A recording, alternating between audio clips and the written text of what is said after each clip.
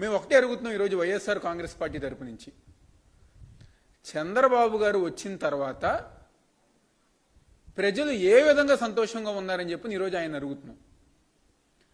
మీరు చెప్పిన సూపర్ 6 కానివ్వండి, సూపర్ 7 హామీలు కానివ్వండి, ఏదన్నా సరిగ్గా పూర్తి చేశారా?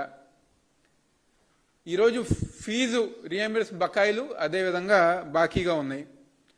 ప్రతి మహిళకి నేను 1500 రూపాయలు ఇస్తాను అధికారంలోకి రాగానే అని చెప్పని ఏదైతే ఆయన హామీ ఇచ్చారో దాన్ని పూర్తి చేయలేదు. మా నిరుద్యోగ సోదరులు ఎవరైతే ఉన్నారో నేను అధికారంలోకి రాగానే మీకు నిరుద్యోగ భృతి ఇస్తాను అని చెప్పని ఏదైతే హామీ ఇచ్చారో ఆ హామీ గారు పూర్తి చేయలేదు. 50 ఏళ్ళకే పెన్షన్ ఇస్తానని చెప్పారు చంద్రబాబు గారు, ఆ హామీని కూడా ఆయన పూర్తి చేయలేదు.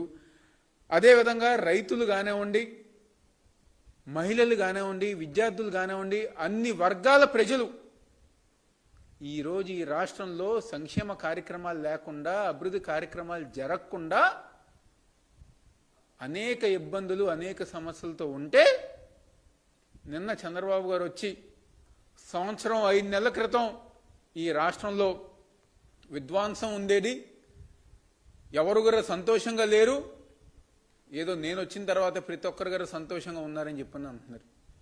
మేము ఒకటే అడుగుతున్నాం, ఈ హామీలు నెరవేర్చండి.